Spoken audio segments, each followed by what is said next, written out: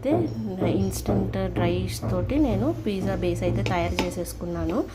So నువ్వు కూడా చూపించేస్తున్నాను. Tomato cheese, onions తీసుకున్నాను, తర్వాత మైనీస్, చిల్లీ ఫ్లేక్స్. ఓవెన్లో చేస్తున్నాను. కొంచెం ఆయిల్ దీనికి అప్లై ఆయిల్ అంతా స్ప్రెడ్ చేసేసుకోవాలి. మనం ఆల్రెడీ 120 degreesలో ప్రీ హీట్ పెట్టేసుకున్నాను. సో ఒక 10 minutes పెట్టుకొని స్టార్ట్ చేసేద్దాము. బేస్ని ఈ విధంగా ఇలా స్ప్రెడ్ చేసుకొని ఫోక్ తోటి ఇలా పెట్టేసుకుందాం. ఈ విధంగా హోల్స్ పెట్టేసుకొని ఈ విధంగా స్ప్రెడ్ చేసేసుకుందాం 1 by 1. So tomato sauce, mayonnaise ఈ విధంగా ఈ 3 తీసుకొని ఈ విధంగా మొత్తం స్ప్రెడ్ చేసేద్దాం. మొత్తం స్ప్రెడ్ చేసుకొని ఇప్పుడు మనం కట్ చేసుకున్న ఆనియన్, క్యాప్సికమ్ ఈ విధంగా మొత్తం స్ప్రెడ్ చేసేసుకుందాం. చూసారు కదా, ఈ విధంగా స్ప్రెడ్ చేసుకోవాలి.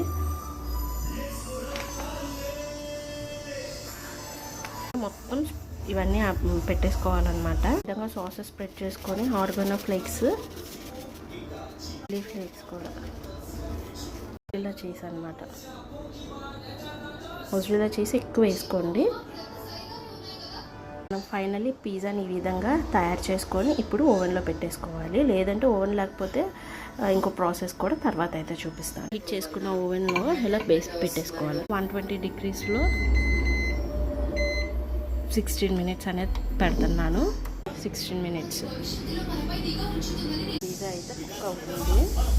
చేసింది నేను అయితే ఓపెన్ చేస్తాను. సో మంచి స్మెల్ అయితే వస్తుంది. సో తీసి చూపిస్తాను. ప్రిపేర్ అయిపోయింది, కానీ కొంచెంసేపు అలానే ఉంచి తర్వాత కట్ చేసుకుంటే బాగుంటుంది. చేసి అలా ఓవెన్లోనే ఉంచేస్తాను అనమాట, వేడి ఇది అయ్యేంత వరకు. తర్వాత బయటకు తీసి కట్ చేసుకుంటాం. ఎలా కుక్ అయిందో కట్ చేసుకుంటాము. కట్ చేసుకొని ఎలా వచ్చిందో చూపిస్తాను. చేశాను. ఇదైతే మా బాబుకి అయితే ఇస్తున్నాను. సూపర్గా ఉంది ముందు. సో మనం వెనక చూసారా ఎంత స్పాంజీగా వచ్చిందో.